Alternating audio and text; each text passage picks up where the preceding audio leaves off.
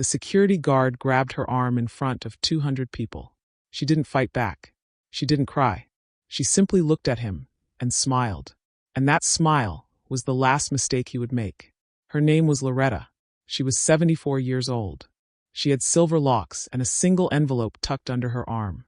And she was standing at the entrance of the Crown Meridian Hotel, one of the most prestigious 5-star properties in West Africa, being told she did not belong there.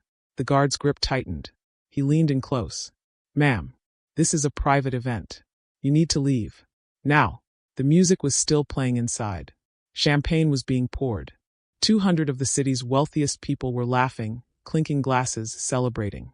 And not one of them moved. A woman near the door whispered something to her companion. They laughed. Loretta looked at the guard's hand on her arm. Then she looked at him. Then, slowly, she looked at the building itself. The marble columns. The gold lettering above the door. The roses at every entrance that she had personally chosen in 1998. And she smiled. She let him walk her out. She sat down on the front steps, opened her handbag, and made a single phone call. For words. He made his choice. What happened in the next 4 hours would be talked about in boardrooms, law firms, and business schools for years to come. But not one person in that ballroom knew. They were standing in her building. Before we tell you what happened inside that ballroom, you need to understand who was sitting on those steps. She was born in Terrell County, Georgia, 1951. If you know that county, you know what that means. If you don't, picture red clay earth that goes on forever, a sun that doesn't negotiate, and a system designed from the ground up to ensure that the people working that land never profited from it. Her family were sharecroppers. They picked cotton. Loretta picked cotton. Small hands, long rows, a heat that sat on your chest like something with weight. Her mother woke before sunrise every day of her life. And every Saturday night, every single one, she would take out Loretta's Sunday dress, set up the iron, and press every crease until it was perfect. Not because anyone was watching, because she believed that showing up correctly, even unseen, was its own answer.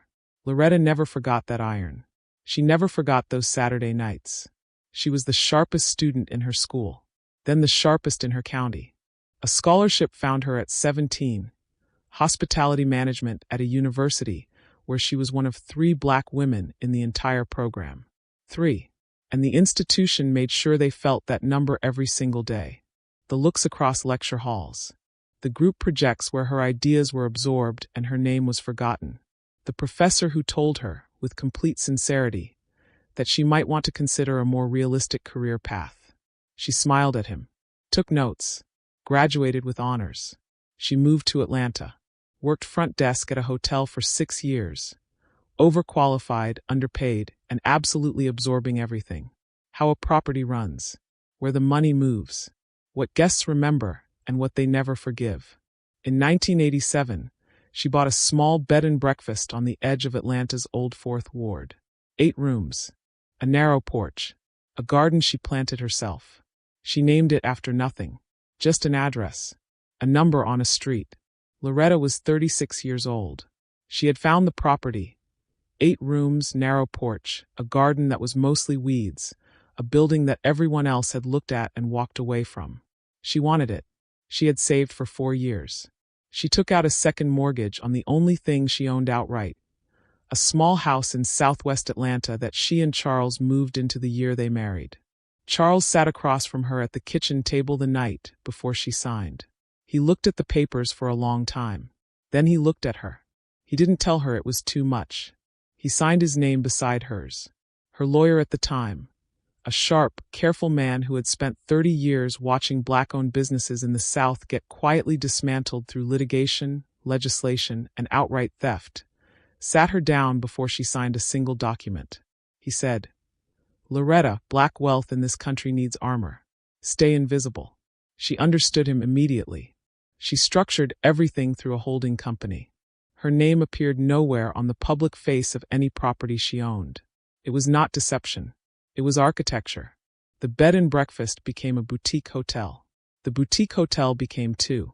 When she wanted to expand beyond the first property, she went to the bank, presented her financials, her occupancy rates, her projections. The loan officer looked at the numbers, looked at Loretta, and declined. She went back.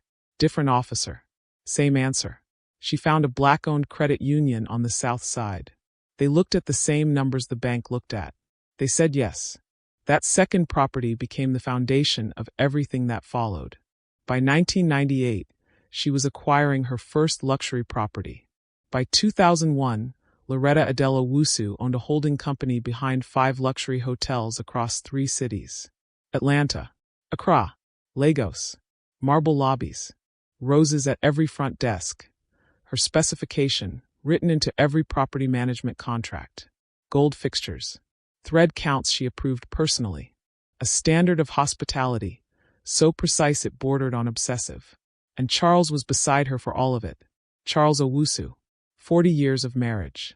A quiet man who made her laugh in a way that nobody else on earth could. He handled the books in the early years, before they could afford a proper firm. He drove her to site visits when she was too exhausted to drive herself. He died on a Thursday morning in 2019. And something in Loretta went very still. She didn't sell anything. She didn't collapse. She simply stepped back, handed operational control to a board she trusted, moved quietly, sat on park benches, fed pigeons, watched the city move around her like she was a stone in a river. She had not stopped being rich. She had simply stopped caring about looking it. And that precise quality was what Victor Hale mistook for weakness. He was wrong. What happened that night at the Crown Meridian Hotel was not random. It was not a misunderstanding. It was the result of 18 months of very deliberate, very calculated movement by a man who had looked at everything Loretta built and decided, quietly, methodically, that it should belong to him. His name was Victor Hale, 41 years old, Nigerian British, an MBA from a school that he mentioned within the first 4 minutes of every conversation. He had been appointed Director of Operations for Crown Meridian Holdings 18 months earlier, brought in by a board that, in Loretta's grief and absence, had decided the company needed fresh energy, modern vision, someone who could take the brand to the next level. What they got was someone who was very good at one specific thing, making himself look indispensable while making everything that came before him look irrelevant. Within 6 months, Victor had rebranded the hotels. New logo, new color palette, new marketing language. The founding story, Loretta's story, the Georgia Clay, the 8-room bed and breakfast, the 40 years, was removed from every website, every lobby display, every piece of company literature. Erased.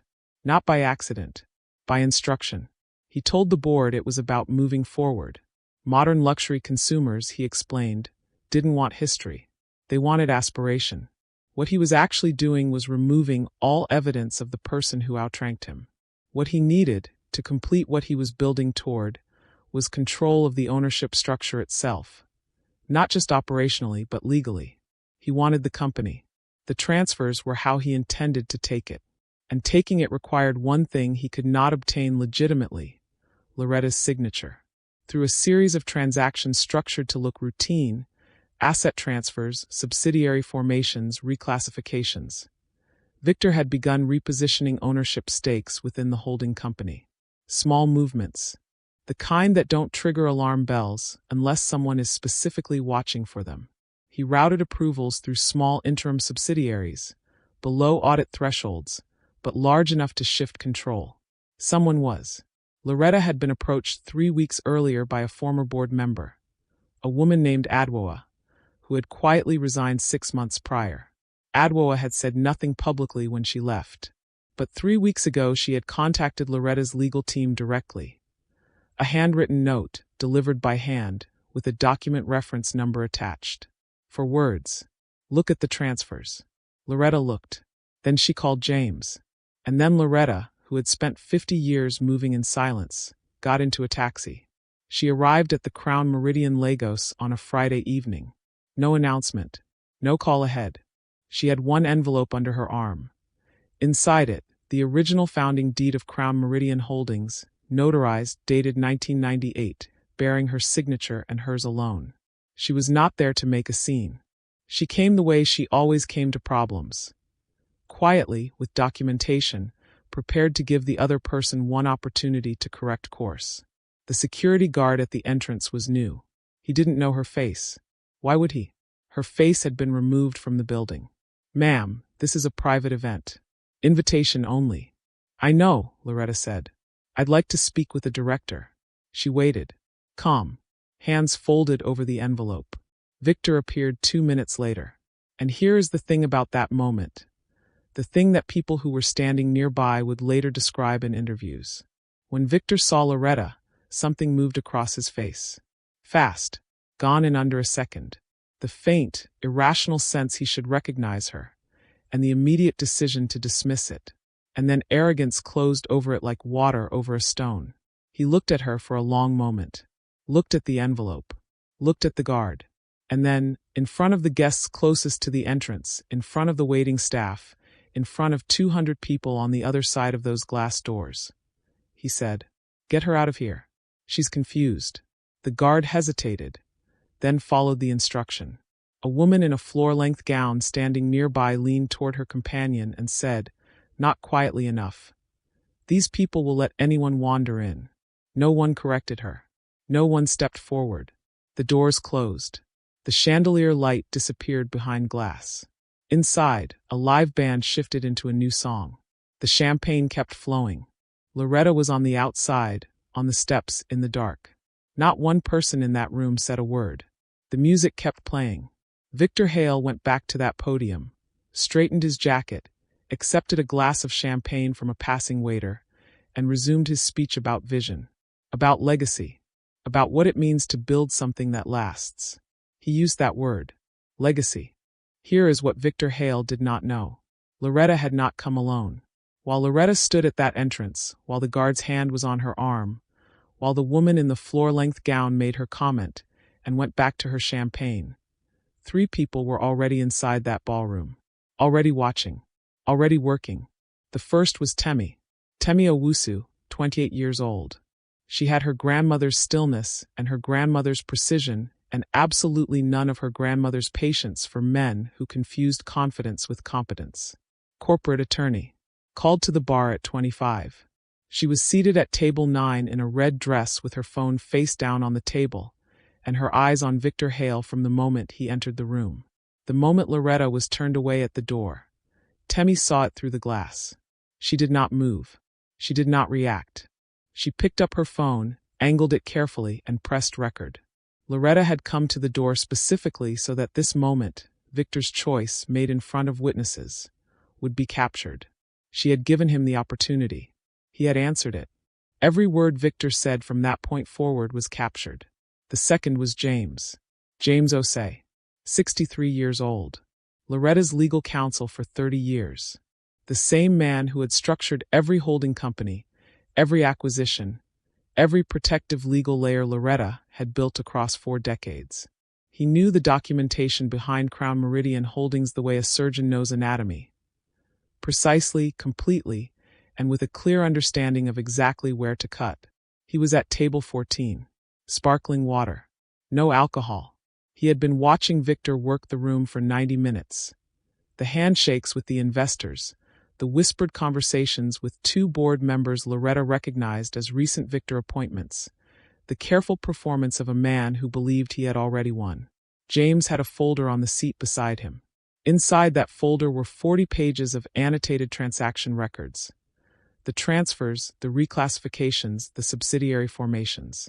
Every movement Victor had made over 18 months, traced, documented, and cross-referenced against the original founding charter. The third person in that room was someone Victor had personally invited. A journalist. Senior writer for one of the continent's most widely read business publications. Victor had extended the invitation 3 weeks earlier. He wanted coverage of the Gala, a profile piece framing him as the architect of Crown Meridian's next chapter. He had been very specific about the angle he wanted. He had not been specific enough about what questions she was authorized to ask. 2 days before the event, she had received a document package from an anonymous source. She had disclosed it to her editor immediately. Her editor had told her to go, to say nothing to Victor, and to report everything she found. The source was Temi. Outside, Loretta sat on the steps. She opened her handbag. She called Temi. The roses were visible through the glass. She had chosen them herself in 1998, written the specification into every property management contract because she believed that the first thing a guest should see when they arrived was something living. The phone rang once. Temmie's voice was steady. "I have it all. James is ready. She's recording," she said. He made his choice. "You know what to do." She hung up. Inside the ballroom, Victor had returned to the podium. The microphone was live. The room was listening. He was mid-sentence. Something about transformation, about bold decisions, about the courage it takes to lead. And then Temmie stood up from her table. She didn't rush. She didn't raise her voice. She picked up the folder James had slid across to her 30 seconds earlier, smoothed the front of her red dress, and began walking, slowly, deliberately, toward the center of the room. And something shifted. The journalist's recorder was already running. Temmie did not interrupt him. That is the part that people who were in that room would later find most difficult to explain. Because she had every reason to. She had the documentation, she had the standing, she had 30 pages of evidence that the man at that podium had spent 18 months attempting to steal a company from a 74-year-old woman who built it from red Georgia clay. But she stood to the side of the room and she waited. Because she was her grandmother's granddaughter. Victor's voice filled the ballroom. Confident. Practiced.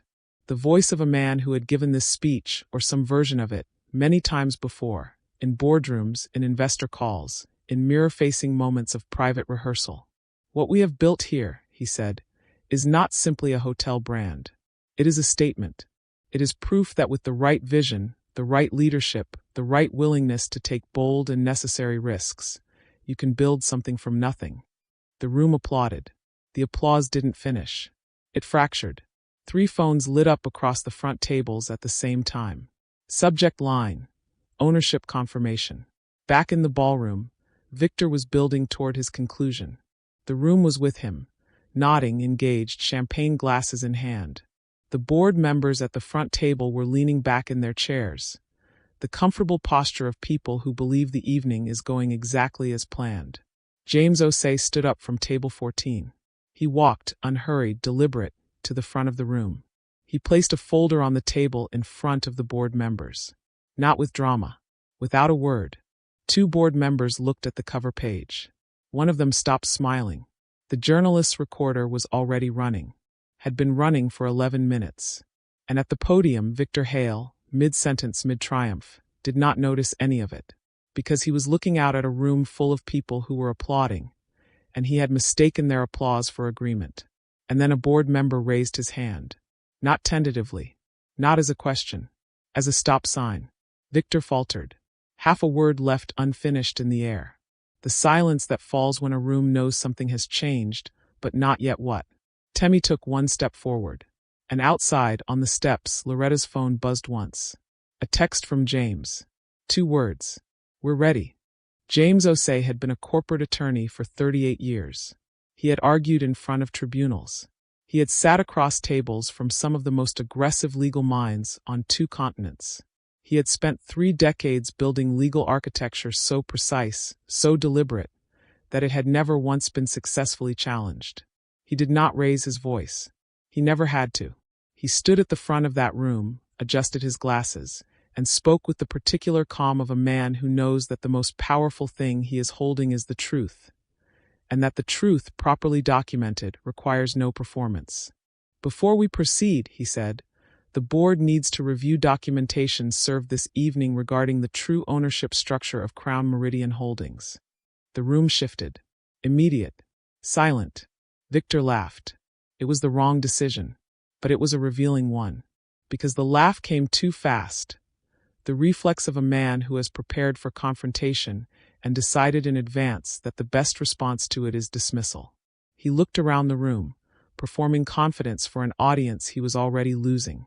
"This is a disruption," he said. "This is a private event, and these people do not have the floor. Security. Sit down, Victor." The board member who said it was a woman named Dr. Funk Adiinka, 60 years old, 22 years in corporate governance. She had not raised her voice. She did not need to. She had opened the folder James placed in front of her, read the cover page, and made a decision in approximately 4 seconds. Victor sat down. The folders moved around the table, board member to board member. And as each one opened their copy, the room watched their faces. And the room understood, without being told, that something fundamental was changing. The holding company registration. 1987, D.A. Owusu.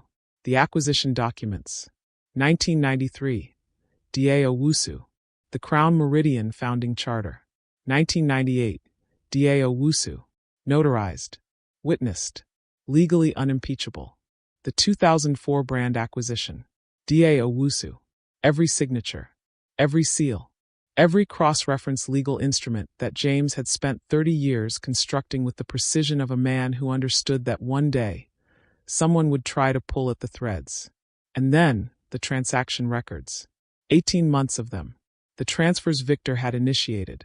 The subsidiary formations. The reclassification of assets.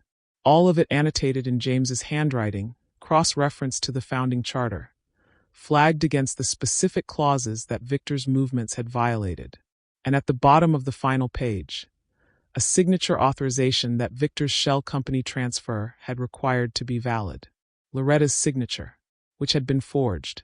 One of the board members set down his copy and removed his glasses and pressed 2 fingers against the bridge of his nose. He did not speak. He didn't need to. Victor's face had moved through several expressions in the space of 90 seconds. Amusement, irritation, impatience, and then something else, a stillness that was not calm. The stillness of a man whose mind is moving very fast through very bad options. The journalist had not moved from her seat. Her recorder had been running for 16 minutes.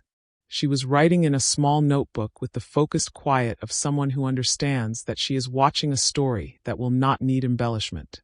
And then the doors opened. The doors opened. Loretta came in. Same silver locks. Same pace. That particular unhurried walk that had never been slowness, had always been intention. She moved across the marble floor she had chosen, past the roses, through a room that had gone so completely silent that the only sound was the soft fall of her footsteps. 200 people watched her cross that room. She reached the board table. She looked briefly at each face seated there. She did not look at Victor. Not yet. She pulled out the chair at the head of the table. The chair that faced the room. The chair that the seating plan for the evening had left conspicuously, incorrectly, empty, and she sat down. She placed the envelope on the table in front of her. She folded her hands over it. And then she looked at Victor Hale. For a long moment. The way you look at something you have already made a decision about. I believe, she said, we have some business to discuss. 200 people. All of them recalibrating at once. The woman at the door. The guard's hand on her arm. The comment about letting anyone in. Somewhere to the left, a champagne glass tipped. Hit the marble floor. Shattered. Victor opened his mouth. Closed it. Dr. Adiinka spoke. Quietly. Precisely. Victor, I'm going to need you to step away from the table. He didn't move immediately. And in that moment of stillness, in the 3 or 4 seconds between the instruction and his compliance, every person in that room watched something leave his face. The performance of it. The architecture of confidence he had been constructing for 18 months. Brick by careful brick. It left all at once. He stood. He stepped back from the table. He did not look at Loretta. She did not watch him go. She was already opening the envelope. 200 people who had watched her be ejected from this building were now watching her sit at its head. Would you have said something? Earlier, at the door, when the guard's hand was on her arm. Drop it in the comments. I read every one. The board did not adjourn for the night. They did not table the matter for a future meeting, did not form a subcommittee, did not issue a statement promising to review the situation in due course.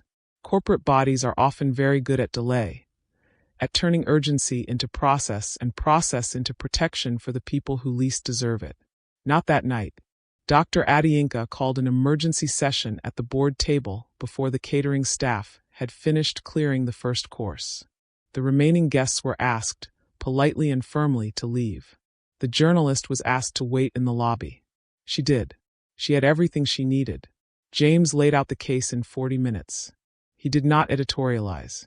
He did not need to. The documents spoke in a language that left no room for interpretation. The language of dates, signatures, legal instruments, and a forged authorization that a forensic document examiner had already reviewed and certified as fraudulent 72 hours before the gala. Loretta had known for 72 hours. A private correction would have buried it. A public room would record it. The board's ruling came just before midnight. Victor's attempted share transfer was declared invalid in its entirety. The forgery of Loretta's signature elevated the matter from a civil dispute to a criminal one, and that referral was made before the session closed. His contract as director of operations was terminated, effective immediately, with cause. Every secondary appointment he had made to the board over 18 months was flagged for review. And then 2 members of the hotel's own security team were asked to escort Victor Hale from the building. He left through the service exit. Not the marble entrance. Not past the roses. The service exit at the back, where the loading bays are and the lighting is functional rather than beautiful. He carried his jacket over one arm. He did not speak. In the days that followed, every secondary appointment Victor had made to the board over 18 months was flagged for review. New oversight protocols were established. New authorization requirements. No single director could initiate asset movements without a triple-layer verification process. James Osei, who had been intending to retire, agreed to stay on as senior counsel. Loretta told him he was not allowed to retire until she said so. He laughed. He stayed. Outside, the city was still moving. Lagos does not stop for anyone's reckoning. By 2 a.m, someone had posted a clip. 14 seconds of phone footage, slightly shaky, shot through the glass doors of the ballroom. It showed Loretta crossing the marble floor. The locks. The walk. The moment she sat down. 14 seconds. By sunrise it had been viewed 400,000 times. By noon the following day, the number had crossed 3 million. By the end of the week, it had been shared on every continent on Earth, subtitled in 11 languages, discussed in newspapers, on radio programs, in university lecture halls, in barbershops and hair salons and office break rooms. The journalist's piece published at 6 a.m. The headline read, "The Woman Who Built an Empire in Silence." It was not a short piece. It ran to 5,000 words. It contained the full history, Georgia, the credit union, the holding company, the 40 years of deliberate invisibility, the Saturday night dress pressings, Charles, all of it. It was the kind of journalism that does not simply report a story, but restores one. Puts something back that was taken. It won an award. Several, eventually. The security guard who had grabbed Loretta's arm issued a public apology by midday. It was sincere. He was young. He had followed an instruction without asking what he was being asked to participate in. Loretta, characteristically, accepted his apology without spectacle. The woman who had made the comment about letting anyone in deleted her social media accounts before the article published. She had seen the clip at midnight and understood immediately what she had said and in front of whom she had said it. The internet, as it tends to do, found her anyway. Her name was in the comments section of 100 different posts before she thought to make anything private. Some reckonings move faster than deletion. Victor Hale did not issue a public statement. His attorney advised against it. He was, at that point, the subject of a criminal investigation involving document fraud and breach of fiduciary duty, and anything he said publicly would be used in a room that cared nothing for his narrative. He had spent 18 months building a story about himself. The story lasted exactly as long as the documents held. The documents held until they were placed in front of people who knew how to read them. Loretta gave one interview. One. To the same journalist who had been in that room.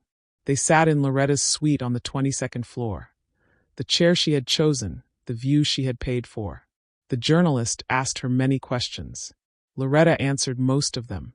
And then the journalist asked the question that everyone watching, everyone who had seen the clip, everyone who had read the article, had been turning over in their minds. Why didn't you just announce who you were at the door? You had the deed in your hand. You could have ended it in 30 seconds. Loretta looked at the journalist for a long moment. Not with irritation. Not with weariness. With something more considered than either of those things. And then she said, "Because I shouldn't have needed to." She did not elaborate.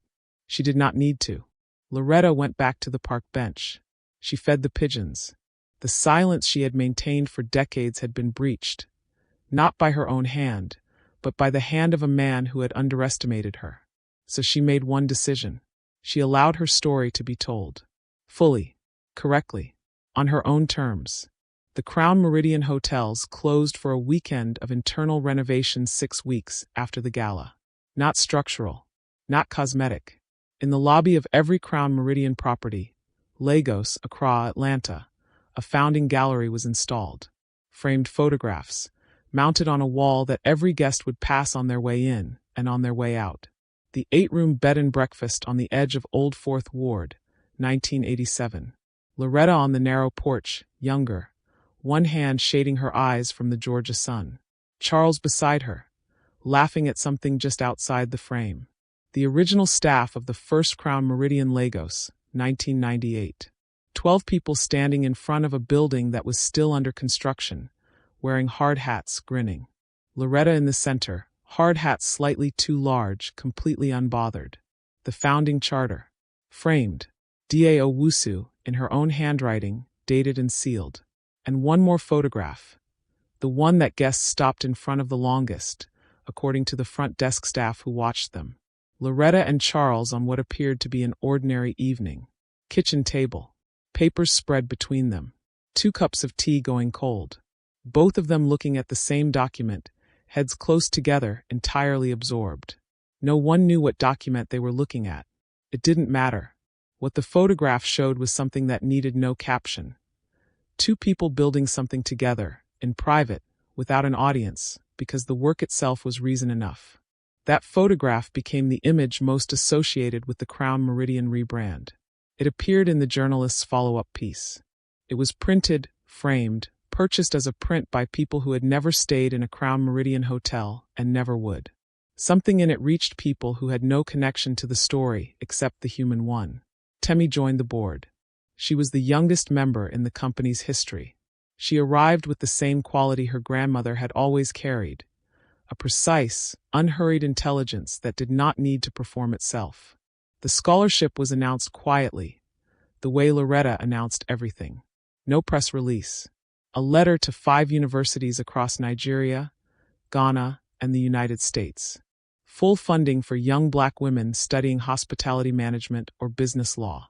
No essay required about overcoming adversity. No requirement to perform struggle for a selection committee. Academic merit and financial need. Clean, direct, without spectacle. The first cohort of 12 scholarship recipients was selected 4 months after the gala. Loretta met each of them once, briefly, in a room in the Atlanta Crown Meridian. She shook each hand. She looked each young woman in the eye. She said the same thing to each of them. She said, "Don't shrink. And don't explain yourself to rooms that haven't earned that conversation. Just build. The work will speak." And then she went home. Floor 22. The penthouse suite of the Crown Meridian Lagos. The room Loretta had designed herself in 1998. Every fixture, every fabric, every detail chosen by her hand. The chair she had shipped from a small furniture maker in Kumasi, because she had sat in it once and understood immediately that it was the chair she wanted to grow old in. She sits in it now. In her lap, a framed photograph of Charles. Not the kitchen table photograph, a different one. Earlier. Before the hotels, before the holding company, before any of it. Just the 2 of them, young and uncomplicated, squinting into the sun somewhere that no longer exists the way it existed then. Through the floor-to-ceiling windows, Lagos moves below her. Unhurried. Enormous. Indifferent to individual stories in the way that great cities are indifferent. Absorbing everything. Remembering nothing. Continuing regardless. She is 74 years old. In the chair she chose, in the room she designed, in the building she built, in the city she chose to plant something in. Charles is in her lap in a photograph, and in everything else she has made. She is exactly where she always was. The world finally can see it. If those 5 words, because I shouldn't have needed to, landed somewhere specific when you heard them, tell me in the comments. Tell me if you have ever stood at a door you had every right to walk through and been asked to prove it. I read every one. If Loretta's story deserves to be seen, share it. The people who built in silence deserve to have their stories told loudly. Subscribe. There are more stories like this one, and they deserve to be told just as carefully.